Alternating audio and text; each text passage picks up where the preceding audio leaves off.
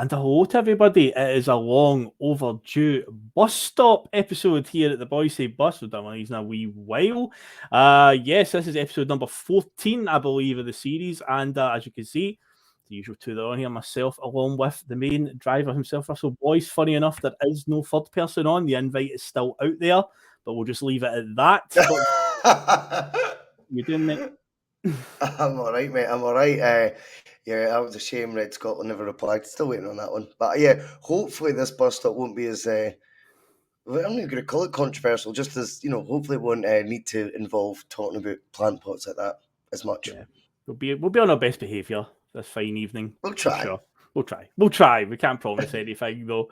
But yeah, it's just our usual little catch-up that we do every so often. We 10, 15, 20 minutes or whatever it takes to just a wee recap of what's been going on with the team, what's going on with the channel. There's a lot going on with the channel. There's a lot to talk about there that we're going to get into, a few announcements and so forth. Some things that are coming down the pipeline as well. And yeah, we'll just go over that. And then just the usual you come to expect. And if there's any little bit of rascal chat, then who knows where this bus will go. It's always a magical mystery tour on here.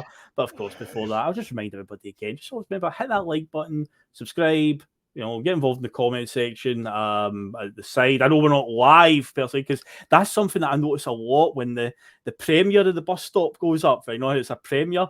People are interacting in the chat like we're live and we can read out the comments, but I've only done one live bus stop, but every other time it's always pre-recorded. You can still post in the live chat as it's premiering and interact with each other, but we can't bring comments up on the screen right now because we ain't live. It's already happened. It's already happened. Yes, it has already happened. And yeah, of course, share the links of Bhoycie Bus on social media. And of course, remember, we do have a new Twitter account at Bhoycie Bus. You can find us there.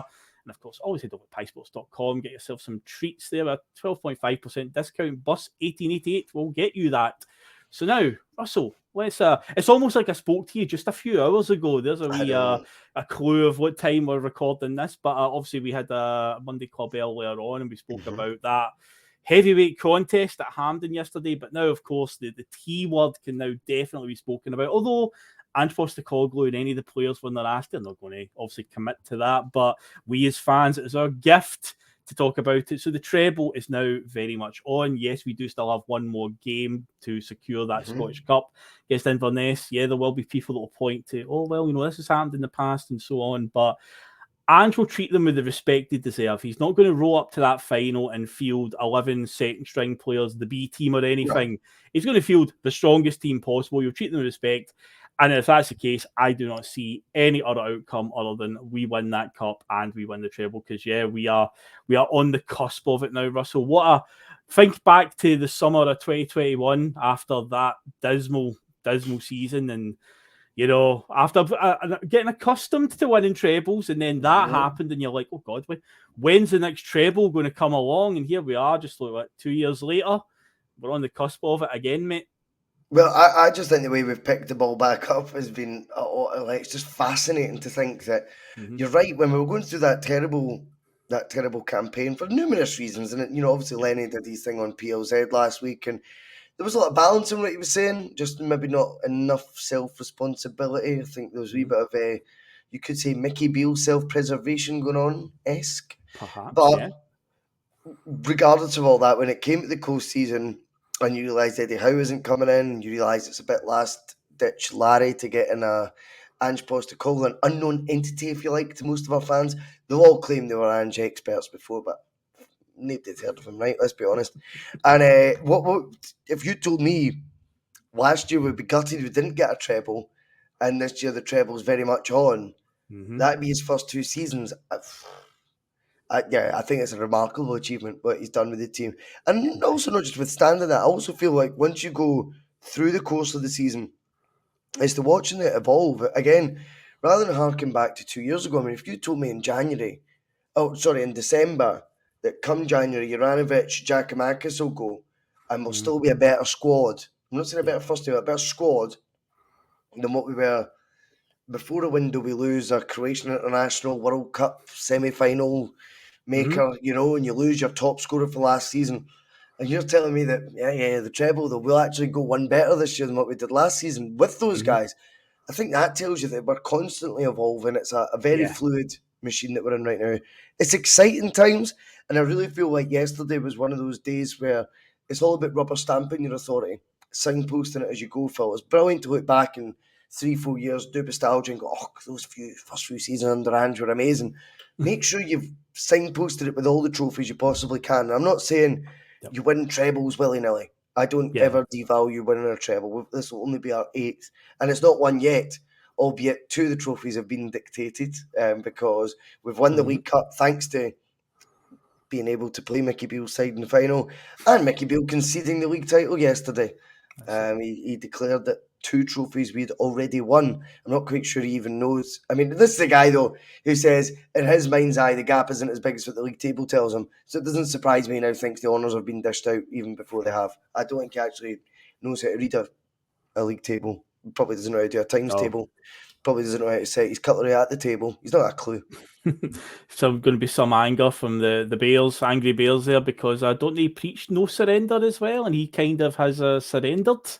He's kind of waved that white flag of surrendering. So it's like, that's not going to endear yourself very well, is it? So I think it's quite insightful. I think it's quite insightful the way he was saying it, because he wasn't saying it to be like controversial or in any sort of mind game sort of ritual either, Phil. He was saying it he's saying it just off the cuff, because that gives you the insight as to where they're at. The league's gone. We've given up. I've never heard anyone saying that. Even if you've not lost it yet, you don't just talk about it matter of fact that the other side's won a second trophy until it's done. Do you know what I mean? So I think that gives you an insight as to maybe even, a few weeks ago he was probably been talking like that in private quarters, and it's maybe just now slipping into the face of the media. I wonder how many in the media will pick up on that comment. So I've watched a few of the delicious clips that are doing the rounds in the post-match, a few of the interviews, and I saw John Lundstrom's interview after the game. He was getting, asked all sorts from different media outlets, and they just kept on pushing him with him to just come out and say that, it's the gap's not as bad as we think. It felt like the guys that were gathered around him with the microphones in his face kept finding a different way to word it. Like, this guy would ask it, and then they didn't quite get the answer that they wanted, so then they found another way to word it, and it's like, what he's trying to get is this usually trying to get your soundbite, like a headline and so on. Do they really believe that when they get pushed into saying it? I really don't think they do. I don't think they've got the courage of their convictions, Russell, when they're coming out with this sort of stuff about, the gap is actually really close. I genuinely think deep down they don't actually believe that, and they know it when they're out on the park. Yesterday, were we amazing? We went at our best, but we still just, in the face of adversity, we were under a bit of pressure. We just found a way to adapt to the game and just keep them out at all costs. And that's just going to be so frustrating for them. So frustrating. Welcome to what happened to us in the 90s, I suppose. Now, I guess they know how it feels, because we went through that many times. Absolutely. Yeah, you can draw those parallels. Absolutely. And I think as well, when it comes to that Lundstrom guy, just a virtue signaling twat, and that's all it's about. It's about strutting about, looking like I run these fixtures. On the park, his whole demeanour is about virtue signaling. He doesn't read the game particularly well. What he does is he sees an opportunity to go through someone and he takes it, and he thinks that keeps. He thinks he can con his own fan base, if that makes sense. Yeah. And that's what he's trying to do. He's trying to con his own supporters into not turning a proper critical eye on how he performs. And he thinks he'll get away with that by doing virtue signalling things like half in Kyogo, spraying a ball for 30, 40 yards that's meaningless, but then strutting about with the chest puffed out after it as if, like, I run Derby Day. And then you listen to his post-match, Phil. Listen to him talk. He sounds like he's whispering. He's about to cry. Didn't he? Fuck off. Totally broken man. That's what I thought. I thought when I listened to him talk, his tone of voice, it was like, what you're saying isn't he matching up your body language right now and your tone of voice, where it's like, there's no real much defiance there. He did sound an absolutely broken man, and you had tears. It wouldn't have surprised me if he burst out crying, by the way. It genuinely wouldn't have shocked me at all. But yeah, we've got, as you say, Michael Beale may be saying that, it's 2 trophies on, but officially, officially we're not quite there yet. We still have one more win. We need one more win out of 5 games. And the first game, of course, it turns to is Tynecastle at the end of the week. A place that we've actually won the league a couple of times in the last few seasons. We won it under Ronnie Dyle in his second season. We won the league at Tynecastle. And then we won it a year later under Brendan in his first season. We won it where Scott Sinclair played as an auxiliary forward that day and scored a hat-trick. We beat them 5-1. One of Scott Sinclair's best performances, and he was brilliant that season. So it's been a happy hunting ground in recent times, and I think, given what we know is on the line, and for all the fans that will say things about Tynecastle, it's always a tricky place to go and a horrible atmosphere. I think we've known what we need to do. I can't see much of an outcome here other than we just turn up there and we just get the job done and get over the line now, because the players are smart enough to know this is it. We get it wrapped up now as quickly as possible. Look, I think there's no pressure on us at all now. It's just a matter of when, not if. So it's when you play that with that wee bit of sort of release as well, when you've not got that, everything's riding on this. If we don't win, then we'll beat them and win the title against them. It's win-win situations. As I always talk about, everywhere I feel like they turn, there's a slamming door in their face. Everywhere we turn, there's one opening. So even if Celtic weren't to get 3 points in the next league match, then you can do it against them and really rub it in their face. So there's always opportunity somewhere right now. And I just think there's a dominance right now that I think had Gio still been there, I don't know. I'm not convinced it would have been as straightforward as this. I think in terms of the cups anyway, I think the league we would have went on to do what we've done. I think in terms of the cup competitions though, Andrew's very, very open about that. He felt that the version of Rangers last year, had a resilience about them and a know-how, and I think there was subtle digs at basics. Yeah. They don't have that now, even though it's the same guys. And I think the cups could have been a wee bit trickier for us than what they've been so far. But either way, what we've done is you want to stuff the oxygen out of them. You don't want to go into a summer of hope for them, with a chink of light, and that being in the shape of a cup lift at the end of the season, the last trophy being lifted by them, thanks to having put us out in the semi-final, the gap being closed, cup also then heads their way, all that nonsense. Whereas now they've got more questions than answers again. So it's a good feeling that. But then from a Celtic point of view, you look at Angie's project and what he's now doing, and you go, fucking hell, it's leaps and bounds, in terms of domestically. But again, I knew I would end up feeling this way come the end of the season. I do still think the yardstick to measure Angie's success will be come the time the Champions League starts again and how he fares in that. And that's not us necessarily making quarterfinals of the Champions League and stuff. What I mean is getting more points than plaudits next season in the Champions League. And if that means then dropping a Europa League and having an opportunity there to maybe win a knockout tie for the first time in 17, 18 years, 18 years it will be by the time next season comes round. I think that would be something that he would definitely be aspiring to do. But in terms of the fact that Europe was over pretty early this year domestically, we are on course to do everything we possibly could have in terms of what was in front of us at that time. So I bring it on.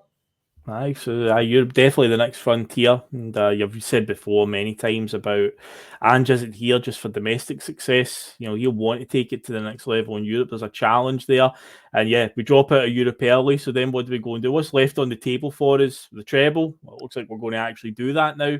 So then what we can't just, the treble season after season, it needs to be, the next thing above that is to start taking scalps again in Europe, to start really making a mark there. I've always said it as well about when it comes to the domestic success, if you've got a team that can compete in Europe on a regular basis and take some scalps and that, you don't need to worry about your St Mirrens and your Motherwells and stuff. Their results will take care of themselves because you've got a team that is leaps and bounds better than them because it can compete at a European level. So if we get to that stage, then domestic stuff will just the success will just continue to roll in there. But hopefully, and as you say, with the gap that we've had now for a European knockout win, I mean, I think so. Next season will be season 2023-24. Last 20 years it will be 20 years next season. Because the last time we beat Barcelona in the UEFA Cup was 2004. Yep. So if we're in the knockout stages next season, we get through any of the groups, it'll be February 2024. We'll play a game. That's 20 It's years. mad. Aye, that's just totally mad. That needs to change. That needs to. So that'll be the aim. If it's Europa League or even in Champions League, if we do sneak through there. But yeah, Europa League, we need to be looking at, taking some scalps, especially when we look at what happened just a year ago across the city. I think it's doable. I think we can start taking some scalps. So that should be the aim for it, definitely. Now, speaking of bigger things and so on, we'll talk about Celtic, bigger prizes and that. Let's talk about the podcast and what's been going on there, because a lot of big things have been happening here with the Bhoycie Bus.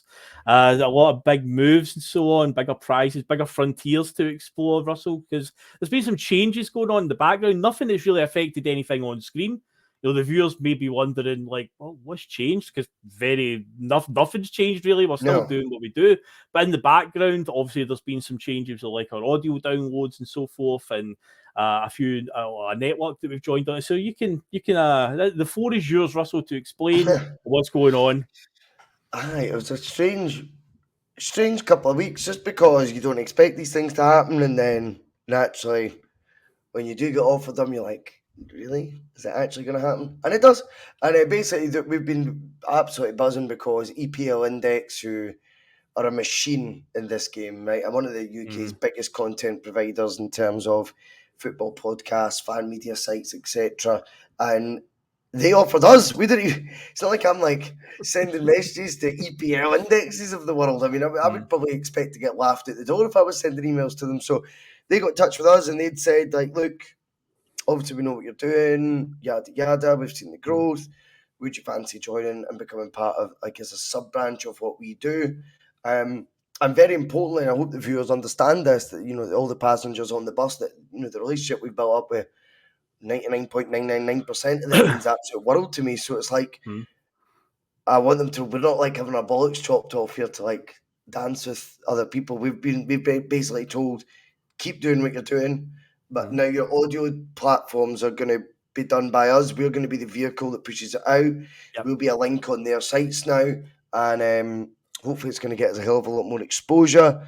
And with that, obviously, they'll reap some sort of reward, and we'll hopefully reap some more than me actually forking out just to have an audio download, which I've been paying for basically since we started, rather than actually making any sort of remuneration. That's whatever the word is. But like hopefully it would, again, and if that's the case, then again it allows us to then try and march further forward with other ideas. Doing like stuff with cameras, rehearse shows, and different settings and stuff. If we can get the pot built up to that stage where we might be able to do a wee bit more work than just sitting on this sort of a platform, as good as we are at that, and as great fun as it is, you want to have different wee sort of angles of content that you can do. And obviously, big Phil McGinley just sitting next to me. Do you know what I mean? That'd be brilliant. Something we'll For see in the future. the odd bus stop. So aye, that'll be the plan if this goes as well as what we're hoping. But for a wee bit of context, I don't want to bore folk with it, but I mean, we've done 22,000 and something downloads ever for audio, ever, period. Right, that was it since we started. And since we joined the boys at the EPL Index on their Acast platform, since the 24th of April to the 30th of April, we've done over 30,000 audio downloads in 5 days. So over 20,000 downloads in 15 months to over 30,000 audio downloads in 5 days. So it gives you an insight as to where the channel's headed, hopefully, where the bus is going. And believe you me, I'm not losing sight of who I am or anything or getting carried away. It's just all nuts for folk like us because we do just have full-time jobs and do this for a bit of crack after work and stuff. Do you know what I mean? And obviously we take it seriously because we love it, but we have a laugh along the way. So when these opportunities arise, like, I just hope everyone can laugh along with it as much as we are, because we're like, what is going on? We're the same as everyone else. We don't think, well, Billy big time now, and I expect everyone in a suit next week. Do you know what I mean? It's like, fuck all that. Like, we'll be the exact same. And aye, it's exciting times going forward, but it's a huge change, and that'll coincide as well. I mean, obviously with these record audio downloads, we've got subscriber numbers going nuts on the YouTube channel. We've got the biggest guest in Celtic fan media podcast history coming on in the next 2.5 weeks. I mean, it's exciting things to be part of the bus. Do you know what I mean? And we're getting lucky, right? We know that. And it's just funny how it's all panning out. sometimes fate just deals you an incredible hand. I've said to you before, and David and I were talking about this whole thing that's happening right now. I'm not a very religious guy, but I do have this belief about fate and things happening for a reason, and just the way it's all came together, all the different chain of events, which we could go and talk about all the events, but we'd be here for about 3 hours talking about all the crazy how all this came together. But it just feels like this is all this happened for a reason. Something allowed this just to all fall into place. It's an unseen force that's going on. And yeah, the story behind it is phenomenal. And the next few weeks over the rest and going longer than that, it's going to be exciting times without a shadow of a doubt. Because it's incredible what's coming down the pipeline in this one. That's all I can really say. But it's not just even like, and you're right. I mean, all that stuff is incredible, and it is. The story is ridiculous. But I also look at the channel. I try to take a wee step back and then look at it from obituary eyes and all that stuff. And I mean, you look at the shows that have been on this week. I mean, up to the weekend, obviously, I hosted the PMP, but I was on the Sunday Blether as a guest. I was on with David Logue on Sunday morning, funnily enough. Friday night, I was a guest on Phil McGinley's Bustalgia. Thursday night, I was a guest on Steve O'Matt's TNF. So you are, yes. So it's like, fucking hell. Like, I'm showing up as a guest now just as often as I'm presenting. Yeah. So, it's just, I mean, that tells me everything's evolving. Do you know what I mean? And I think when you look at the number of members we've got, I know the likes of Pam, an absolute superstar, sent me a beautiful email the other day as well. It was really, really kind.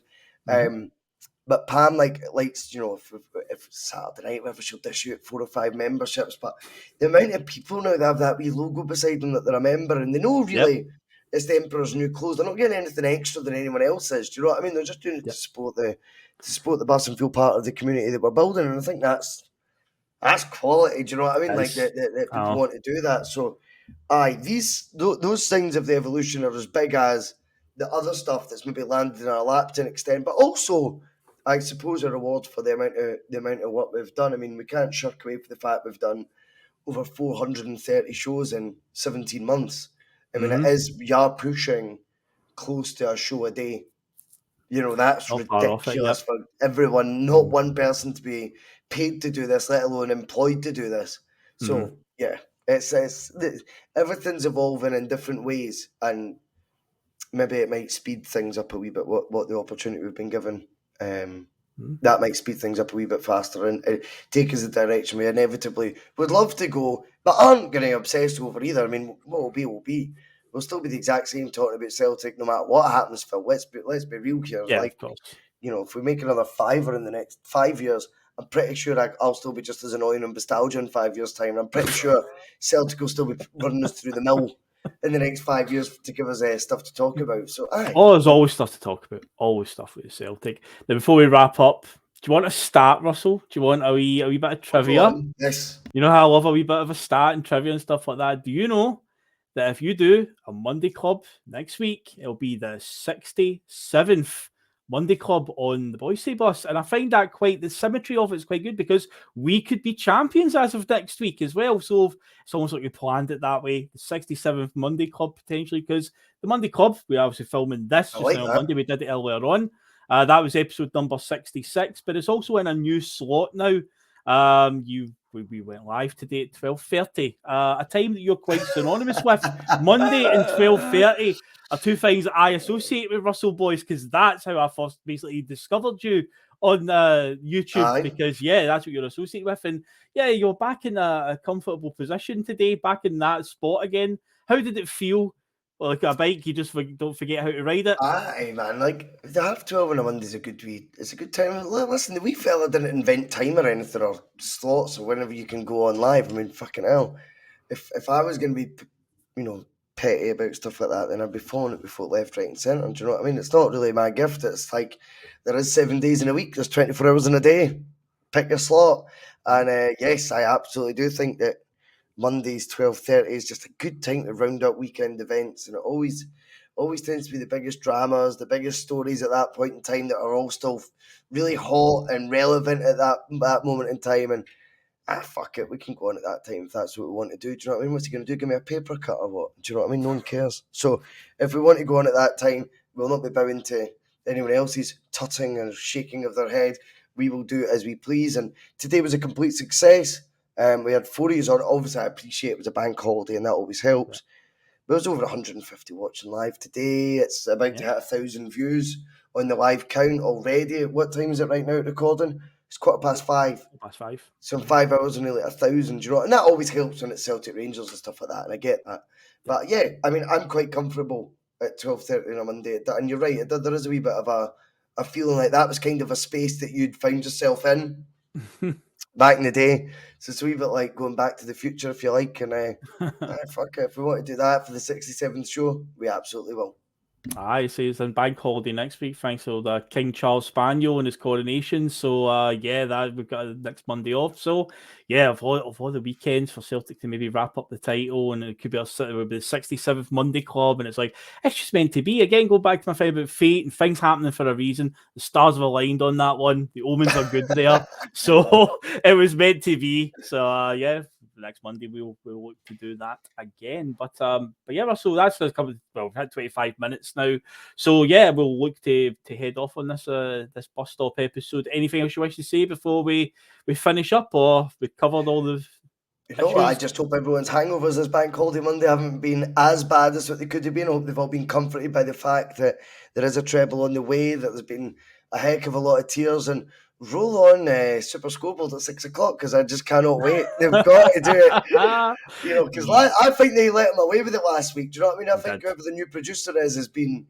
He's like, oh, we can't keep pandering to the Celtic fans listening to it just to get Rangers ones on crying. I think this week they'll have no choice. I think their phones will be infiltrated with crying bears, and I look forward to hearing every single one of their tears. Yes, so off we go now. Listen to Clyde Super Scoreboard. Everyone else enjoy the rest of the night, and we will see you tomorrow for a Tuesday ticket. Sunday's getting excited. Oh, don't talk to me about it, mate. Oh, yes, that'll be good. Okay, we'll catch you all later, folks. Nice see you.